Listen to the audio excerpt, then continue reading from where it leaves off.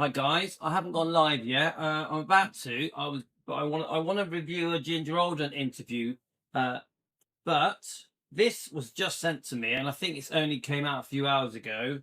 Uh, we've been catching these interviews that Priscilla seems to be running around now, giving interviews, pushing obviously the book "Softly as I Leave You." I do think she's playing a PR game where obviously you've got the Bridget Cruz lawsuit that's being announced. It's the amended lawsuit, 50 million damages demanded by Bridget Cruz, etc. It's all become quite complicated. There's a few lawsuits flying around now. We've got the elder abuse and all the rest of it. It's a mess. So I think Priscilla is trying to play damage limitation. I do find though with Priscilla, the press are nervous to ask her questions. They're like, they go through the routine. If you married Elvis, and you still love him, and it's because of you he's remembered. They do all the boring stuff that has been repeated a billion times, and most of it incorrect by the press that normally kiss Priscilla's ass.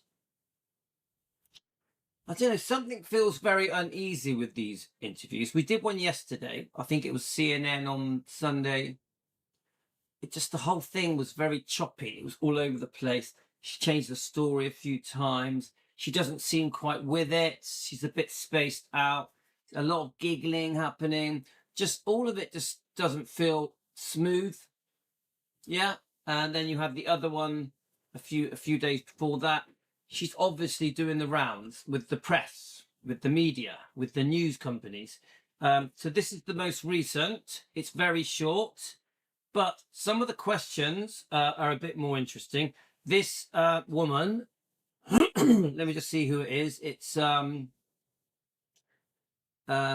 massive thing. The Today, 4.87 million viewers. So I don't know anything about this program. Priscilla Presley, who captured the heart of Elvis Presley, sorry guys, opened up today to Savannah Guthrie about her life with the king of rock and roll, and she documents in her memoir Softly as I Leave You. Obviously everyone's talking about that because it's about to be released. In case you don't know, guys, I do have tickets to go and get a free book. Well, not really free because I've paid for the ticket, which was £69 in Bristol, near my hometown, 20 minutes from here.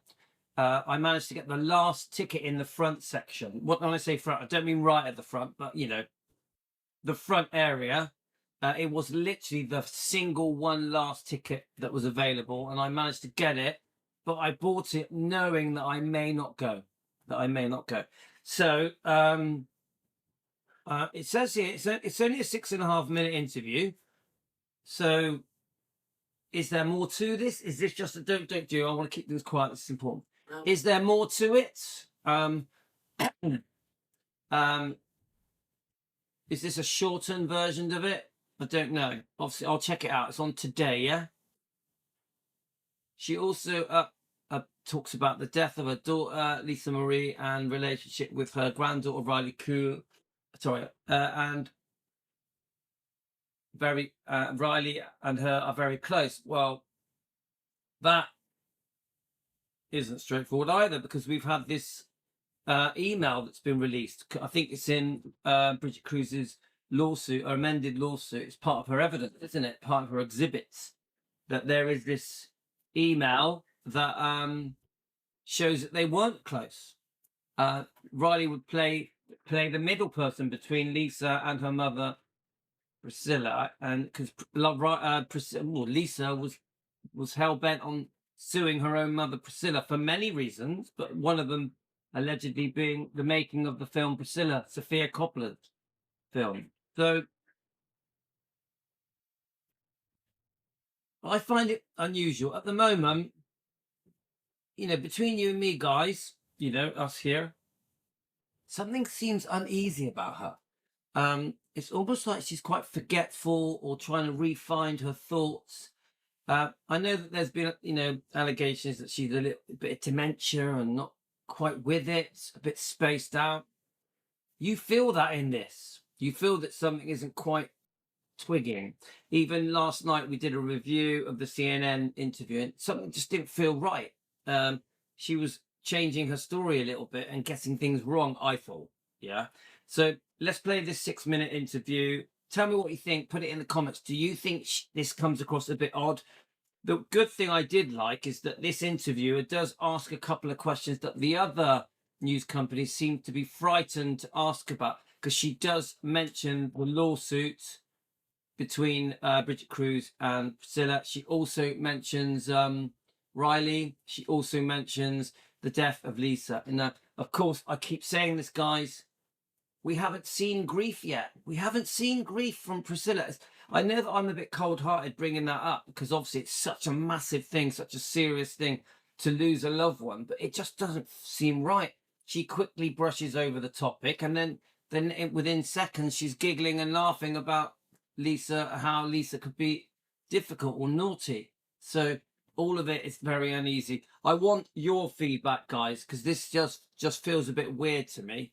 Let's play it anyway. Oh, good morning. Good morning to you. You've written a memoir about life with Elvis. This is really about life after Elvis. Why was this the story you wanted to tell? Oh my gosh. I think, living the life with Elvis Presley, and of course, I was his wife, and So I'm going to keep jumping in. I have to, because I'm reviewing it, and YouTube will expect me to put my bit in. But yes, she was his wife, but do the public, we know, we're fans, yeah? But do the public know that they divorced 4 years before he died? Because I get the feeling the public think that they were still together when he died, yeah? Deeply in love. Everything was fine. Just that Elvis may have had a problem with drugs and women. Innit? You speak to the average person in the street, they don't have any idea of the history here. They don't know that Priscilla was unfaithful at least twice before the marriage broke up, that she demanded a divorce. Elvis seems to get trashed. Priscilla seems to get portrayed and painted as this innocent victim. Obviously her book also gives you that impression that she did nothing wrong, even though she does admit unfaithfulness. And then you've got Sofia Coppola's film, which flopped, based on this film, also portrays Elvis as the bad guy and Priscilla having to find herself. Almost like a caged animal at Graceland. It just doesn't make sense. And it isn't true. There's much more to the story. I wish the general public knew the truth, because I personally feel Elvis is very unfairly portrayed in all of this. He can't even defend himself. No one dares to challenge Priscilla. No one has dared to challenge Priscilla for the last 40 years. Queen of Gracelands, who's literally got away with murder, some would say. She was literally worshipped. From the moment she launched Gracelands as a living museum, it wasn't her idea, but she was the front person. She has been hero worshipped, treated like Elvis for over 40 years.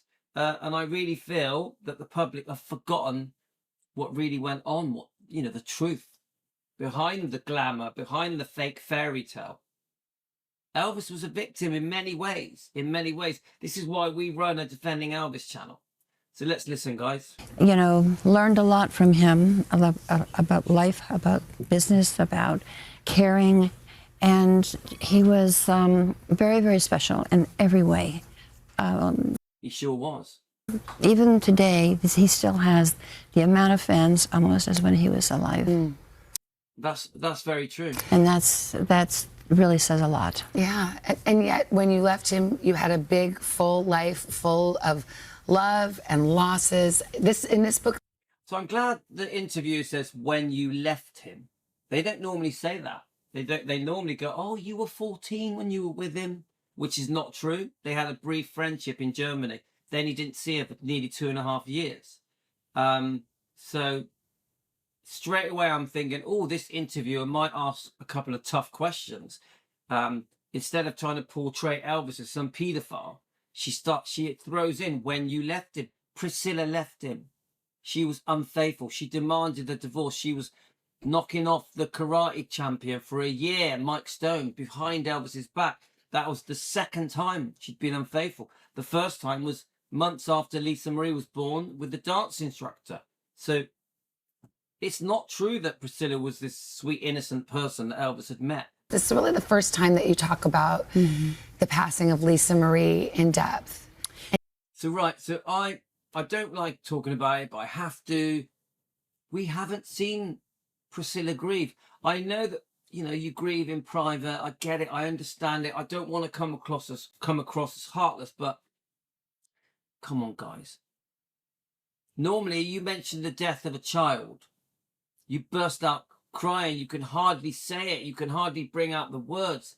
She says it like she's talking about ordering a cup of coffee. She says it in passing, and then within seconds she's giggling.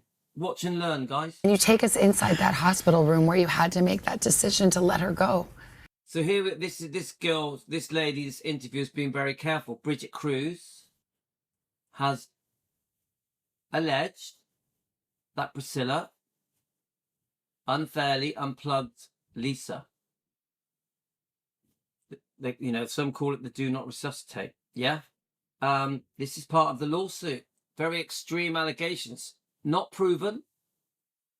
Unbelievable, most would say. This lady quickly jumps in and says, in her own words, I'll rewind it a bit, because Priscilla, I think, has admitted in her new book, Softly As I Leave You, because there's 28 pages that have come out in Apple Books, everyone's sharing them around, that she did make the decision to unplug the machine, to do the do not resuscitate bit. Remember, we've now found in Bridget Cruz's evidence that years ago, Lisa Marie had signed something to say, you must resuscitate me. If I need resuscitating, do it. Woo! Sorry, I'm alert. The grass outside is getting to me today. Sorry about that. So, Lisa wanted her life extended. She wanted it extended if her heart stopped, if she died. Yeah? She wanted to be resuscitated. There's a document. She even signed it twice. Okay, guys? But as far as we know, possible no brain activity, no heart, not obviously heart problems. I don't know all the details. I'm not a doctor. But she makes the decision to turn the machine off, unplug the machine. Let's listen, guys. And you take us inside that hospital room where you had to make that decision to let her go, to take her off life So at least here she admits it, yeah? I want everyone quiet while I'm doing this, yeah? At least here she admits this, yeah? support. What were those moments like, and why did you feel like you wanted to share those? Oh my gosh. I'm sharing it because it's the first time I've ever lost, you know, a child. I have two, obviously, but I don't wish that on anyone. The loss was, I knew she was not well. We had seen each other just 2 days before. She seemed fine. We talked. We were actually going to see the movie on Elvis, and we were a little nervous about how that was going to turn out. And then we walked, and she said to me after we came out of the theater, "You want to go and have a drink, And I said, "Sure, let's do it." And then about 2 minutes later, she said, "Mom, I don't think I can do it." I said, "What's the matter?" And she said, my stomach really, really hurts. I've been having a hard time with it." And I go, "Okay, whatever you need to do." And she goes, I'll talk to you tomorrow." I said, "Okay." The next day, I waited. I thought she was going to give me a call. And then I get a call from that Lisa, was in the hospital as we knew it, and that she passed. And to this day, I can't get over it. It was, especially having a great night before, and then the next day taken away. Well, yeah. Please leave it in the comments what you think of that. But I tell you now, I couldn't even say that. The words that she's saying, I couldn't even say them. couldn't bring them out. I'd be in tears. I'd be unconsolable. I don't know. She talks about it almost like she's.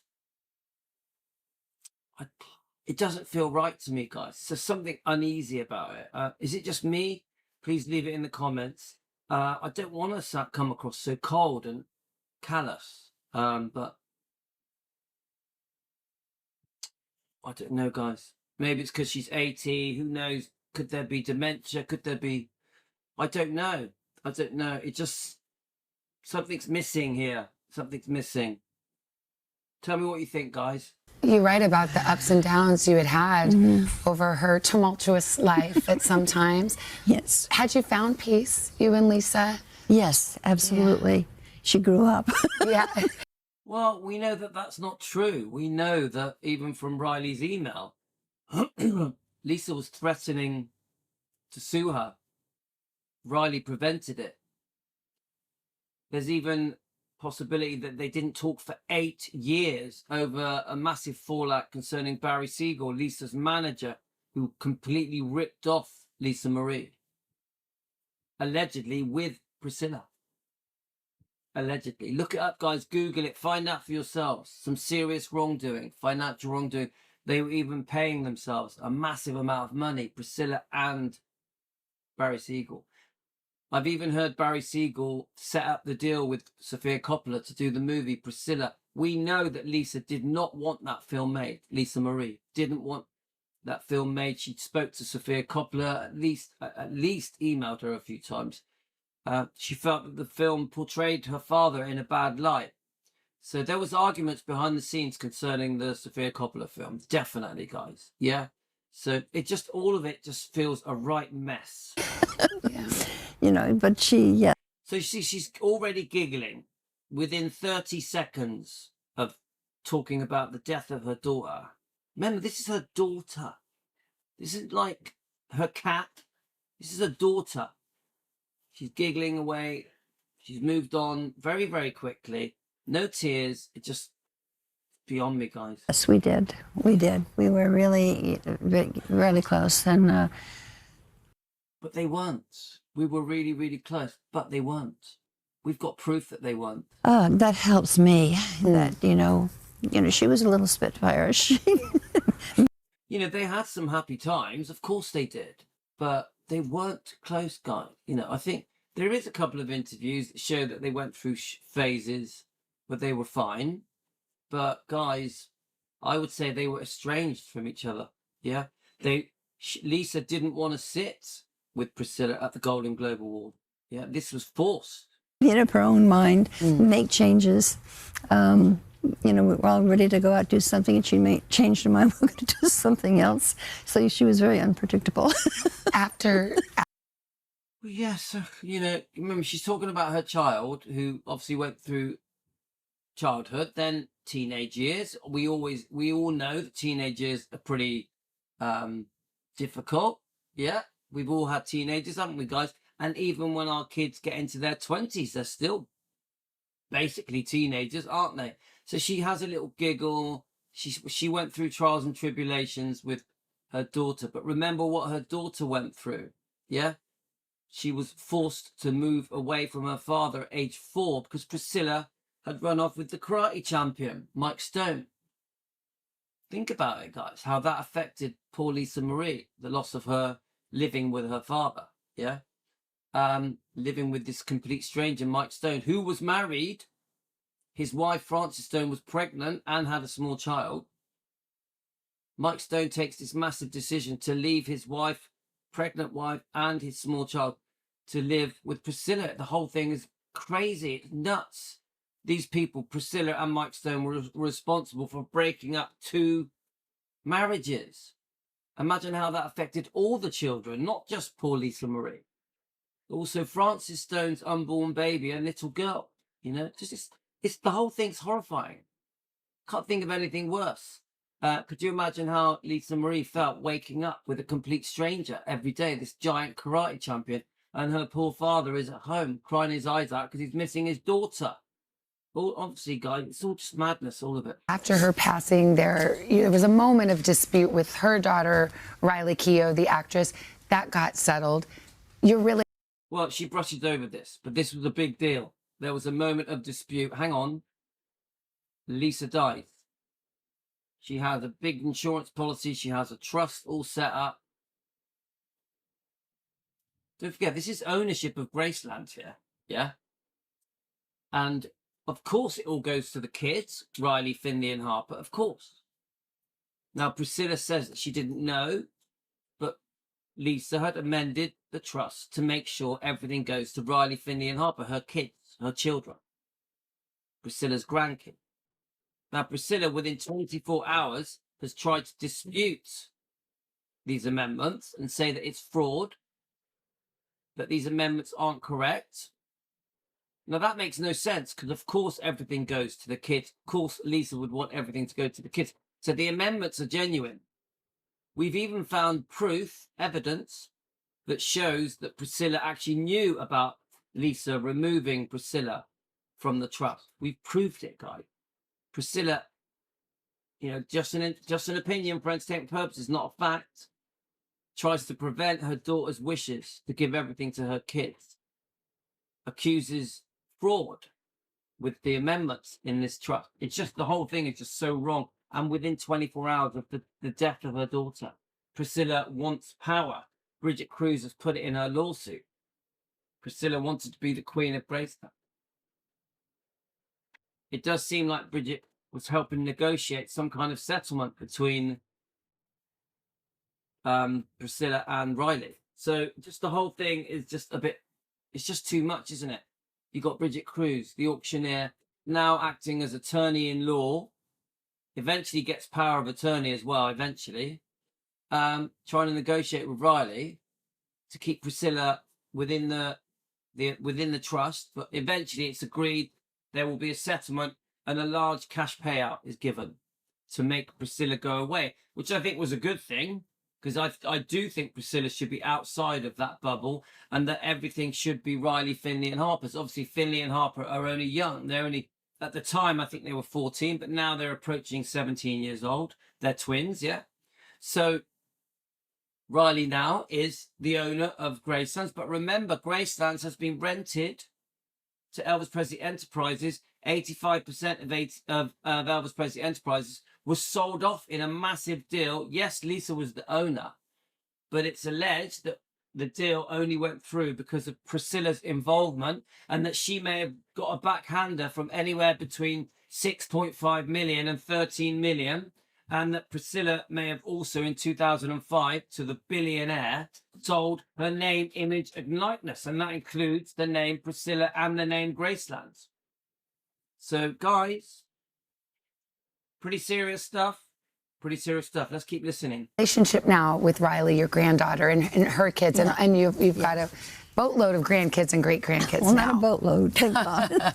No, Riley and I are very, very close. In fact, we just spent the time together the day before yesterday. And They're not. They're not. I'm sure it's grandmother. So we see it as outsiders, as fans. So we are detached. But of course, it's gran, isn't it? It's her twin sister's gran. Yeah, it's her mum's mum. So the relationship is complex. It isn't just business and Gracelands and Elvis. It's also blood. Gran. Yeah. and she's amazing. I mean, she truly is. I love her to death. She's she's her own person, did her own thing at a very young age, and is thriving. I agree with that. I mean, we're massive fans of Riley. She's amazing. Still have a legal issue with your former business partners, and they've made some pretty... So this is the first person that's actually brought up this lawsuit, this with Bridget Cruz, the auctioneer. Don't forget, she has an associate called Kevin Fialco, who's her partner. She runs a massive auction company called GWS Auctions. GWS Auctions. You can find it on, just Google it, it'll come up. A very, very successful company. Yeah. In the big league. Yeah. damning allegations in their papers that you and your lawyer have denied. Is there anything Yes, you want to absolutely. say? She says damning up, allegations, but come on, guys, this is serious shit. She's basically, they're saying that she killed her daughter. That's what they're saying, yeah? It's extreme stuff, yeah? Still to be proven. Now, Bridget Cruz does talk to me. She has said She can prove everything in the lawsuit, even the amended lawsuit with all the exhibits and evidence. Bridget has clearly told me she can prove everything she's alleged in that very serious lawsuit. Remember, there's more than one lawsuit. Got the initial lawsuit where Bridget wants compensation. Then you've got the Priscilla firing back, claiming elder abuse, saying that she was ripped off by Bridget and her associates. And now there's an amended lawsuit claiming $50 million. Serious stuff, guys. Very expensive. I keep saying, where is the money coming from to pay all of Priscilla's legal fees? Because from what Bridget Cruz tells us, Priscilla had run out of money, which is why Bridget tried to help her when they signed all these contracts. When Bridget created this business deal and all these contracts, and Priscilla signs it, we've all seen the videos showing Priscilla signing the contract. Priscilla changes her mind. Priscilla literally just changes her mind and starts claiming that she was ripped off by Bridget Cruz. Remember, Bridget Cruz and Priscilla were good friends for a long time. The families would do things together. Yeah? Bridget is horrified. She feels like her friend Priscilla has completely turned on her unexpectedly. Bridget trusted Priscilla. So obviously Priscilla will see it differently. She'll say that she's been conned. You know, we don't know the truth. We weren't there. But Bridget swears blind that she's telling the truth. And she will fight this all the way. She even is demanding an apology. Bridget Cruz told me herself, she wants an apology from Priscilla. She said that means more to her than anything, because she feels ripped off by a friend. She did class and love Priscilla. She classed Priscilla as a very close friend. The families were close. Yeah. Bridget even cared about, Riley, Finley and Harper as well.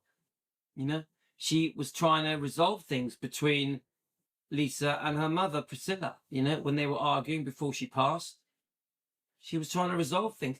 She even got involved with the making of the Priscilla film with Sofia Coppola. So there was a lot going on here. Some serious financial problems that Bridget was trying to resolve on behalf of Priscilla. And Bridget came up with loads of different ways where they could make a lot of money together. It does also seem that Priscilla was in trouble and Bridget was trying to get her out of trouble. Okay, mate. About those Absolutely. claims. Yeah. Don't believe what you read. Yeah. So she says, don't believe what you read, because these claims are very extreme, guys. Basically murder.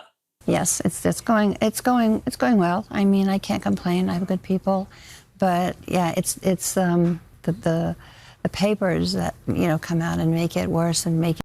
So she says it's going well. I have good people. I'm interested to know who why she thinks it's going well. I know that there was jurisdiction type things that were sorted out, but I don't know. Yeah, I wouldn't say it's going well. I think it's getting worse, because now Bridget is coming out with this amended 152-page lawsuit. So I can't see that that's going well. Now, if behind the scenes they're trying to resolve matters and come to a settlement, which is possible, it hasn't gone to trial, it hasn't gone to some kind of judgment. I'm no lawyer, but maybe behind the scenes they're just trying to end this by settling it. Yeah, who knows, guys? It really, we're having an issue for sure, but it's They bloody are. This is serious stuff, and it's going to cost millions to fight this. getting resolved.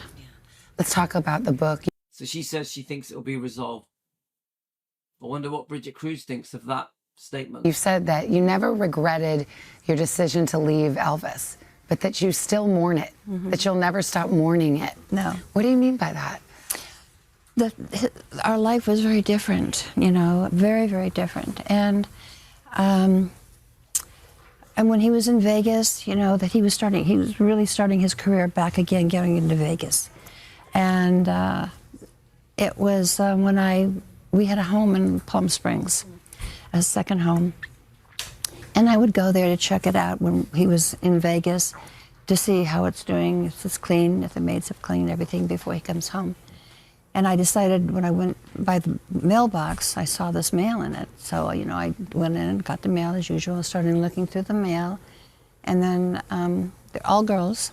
And then She's not answering the question. The question was, do you mourn that you say that you mourn the relationship, the divorce. So I'm not. She's going on a tangent here. Let's just keep going. No, actually, I'll rewind it because that is just a bit odd. She asked one question. And- She asked a question and then doesn't. I don't know. Then changes the subject. Let me just play it again. You guys. said that you never regretted your decision to leave Elvis, but that you still mourn it, that you'll never stop mourning it. No. What do you mean by that? Our life was very different, you know, very, very different. And when he was in Vegas, you know, that he was really starting his career back again, going into Vegas. And it was when we had a home in Palm Springs, a second home. And I would go there to check it out when he was in Vegas to see how it's doing, if it's clean, if the maids have cleaned everything before he comes home. And I decided when I went by the mailbox, I saw this mail in it. So, you know, I went in and got the mail as usual, started looking through the mail. And then they're all girls. And then Well, of course it is. He's a rock and roll star. He's going to get fan mail. He's going to get thousands of letters of fan mail from girls. He's a man. He's a good-looking, sexy man. He's a rock and roll star. I don't know where she's going with this. Let's keep going, guys. start in the car.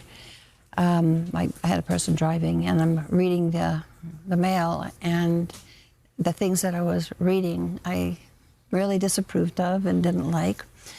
They would go and meet Elvis at the house on weekends when he went, and it was another life. Now he would come home, great and wonderful. He was still a good husband. Hang on a minute. Hang on a minute. Whoa, right. We know she was unfaithful in 1968 with the dance instructor.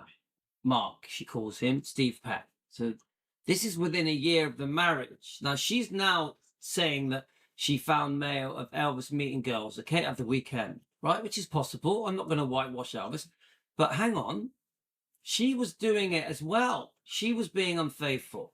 And then she does it again. We know that she was seeing Mike Stone for a year around 1971. Secretly, she eventually went to live with him for 4 years, taking Lisa with her.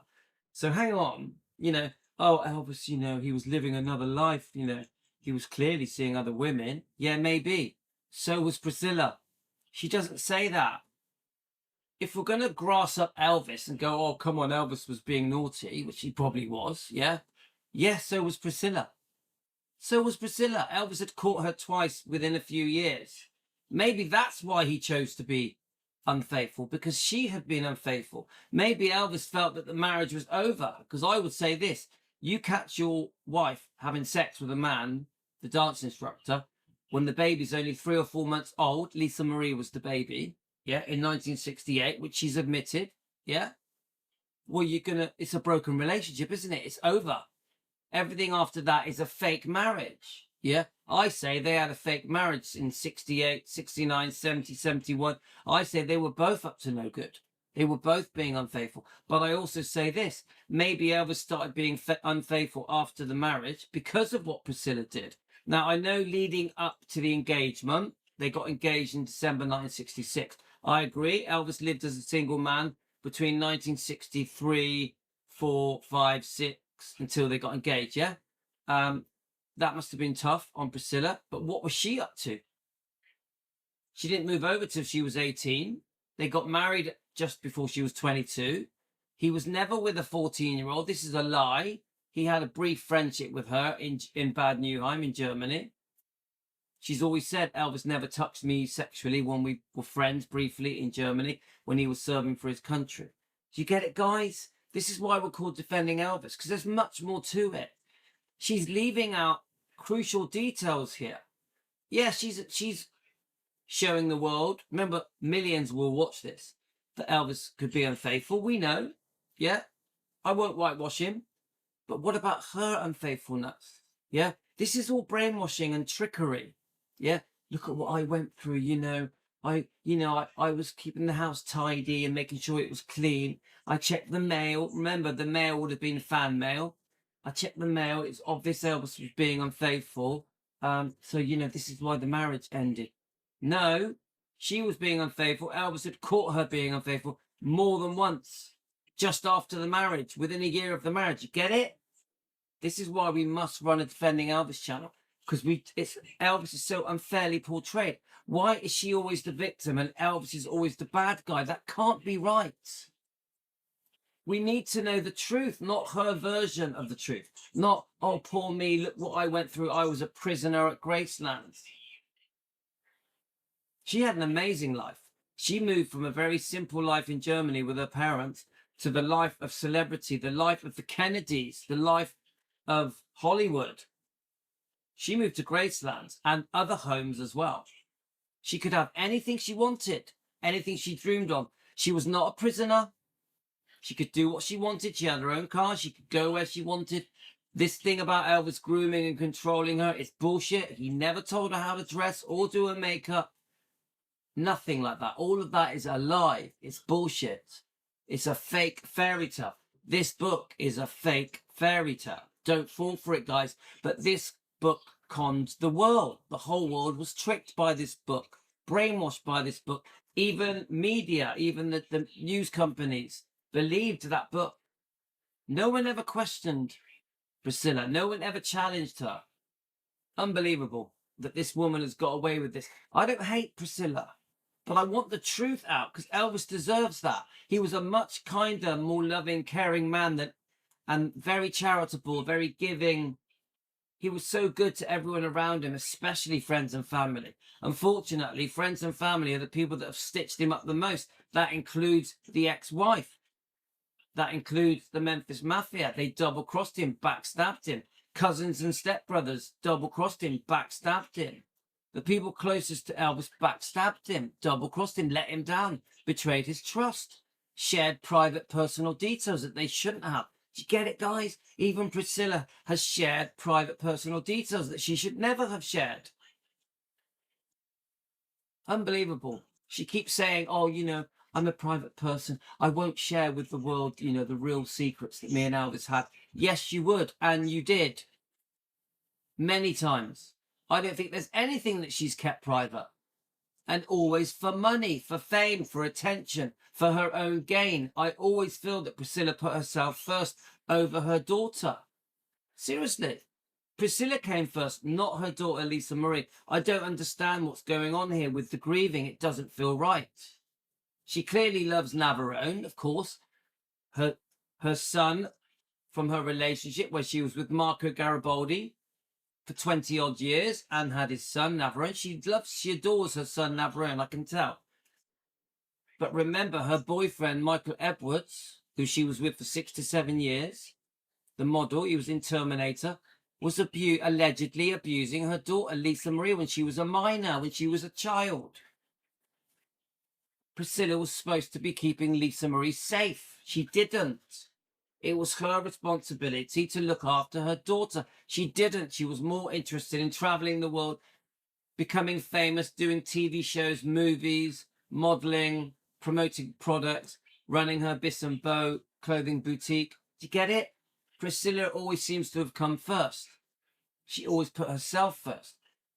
She's never apologized for any wrongdoing. I have never heard Priscilla ever, not even one time, apologized for her mistakes. Never. Not once. But she's there now. This will be watched by millions, telling the world Elvis was the bad guy. She did nothing wrong. Unbelievable. But there was just too many of us. Yeah, that's hard for a young bride to be in that position. Yeah. Well, before I let you go, you write in the book about an anecdote where Elvis makes a joke at some point. This is after your divorce about, well, maybe you'll get back together again when you're old. He says, I'll be old and have a beard. Or do you think if he had lived, you might have? Well, I don't think Elvis ever said that. I don't think Elvis ever said this thing, one day when we're old, we'll get back together. This is invented by Priscilla. Reconciled one day? Well, we were close, as you know. We talked to each other on the phone a lot, and those are hopes. Well, yes, they clearly did talk to each other on the phone a lot, but I'm telling you now, guys, they were never going to get back together. And don't forget, yes, they may have gone through phases where they got on okay after the divorce, but after the second divorce, where she rips him off, puts a debt on his home, Gracelands, I don't think they were getting on. She put that debt on her on the home at Gracelands in 1977 in April. a massive debt, demanding more money on a second divorce settlement that she promised she would never do. She promised there would never be a second divorce settlement. She broke her promise. So do I think they were getting on in 1977? No, because she was trying to rip him off for millions of dollars. When Elvis died, he still owed Priscilla a lot of money. And I really believe that the fact Elvis owed Priscilla a lot of money is why she managed to encourage Vernon Presley to add her to the will, because Elvis didn't want Priscilla on his will. Vernon made this decision to add her as co-trustee, co-executor, whatever they call it. Vernon was in a difficult position because she was the mother of Lisa Marie. Vernon knew that the most important thing to Elvis was Lisa Marie. She was only 9 years old, wasn't she? By then, she might have been 11. Yeah? So Vernon was between a rock and a hard place, and Vernon was basically saying, well, she's the mum. She's the mum. I don't really have a choice. There's this massive debt on Gracelands that is owed to Priscilla. That was leverage. That was arm twisting. Get it, guys? Anyway, I've only got a couple of minutes left. So you get my point, guys. Some serious wrongdoing here. We were close, as you know. We talked to each other on the phone a lot, and you know, those are hopes and dreams. And Okay, it's only 1 minute left. it would have been great if it happened. Still the love of your life? There's no bloody way they were going to get back together. What a load of bullshit! It's such a load of crap. But she plays along with it. This is the scam, guys. And it would have been great if it happened. Still the love of your life? Still the love of my life, absolutely. Are you kidding? Are you absolutely kidding? She was in bed with another guy. When Elvis died, she was in bed with another man. Come on, let's get real. This is ridiculous. Not now. I've got another minute left. Still the love of your life? Still the love of my life, absolutely. Unbelievable. The love of her life, even though she was with Marco Garibaldi for over 20 years, with Michael Edwards for 6 to 7 years, with Mike Stone for 4 to 5 years, and she had other boyfriends like Robert Kardashian. Come on, guys. What's all this love of my life bullshit? Is anyone fall for this? Yeah. Priscilla, thank you so much for being here. Thank you for having me. So nice to see you. And once again, the book is out today. It's called Softly as I Leave You. And I know you're coming back in our 4th hour to talk with Jenna and Chanel. So we'll see you in a little bit. Thank you. If you'd like to get a copy, you can go to today.com/books. Hey. That's what this is all about. Promoting the book and selling more books. Unbelievable. Guys, that whole thing was a complete joke. Seriously, love of my life. I want to be buried next to Elvis. Come on. Who gets buried next to their ex-husband?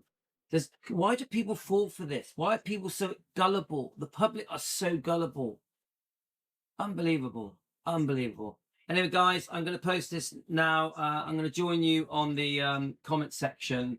Sorry that the picture's a bit blurry, but shocking. Put it in the comments what you think, guys. Let's talk about this, okay? Take care. We may we may watch this live as well. In fact, I think I'm gonna, because it's too serious. We're gonna go through this live, okay? Because this is just too much. Okay, guys, love you all. You're the best. Thanks for joining me. Welcome to Defending Elvis. Take care, guys.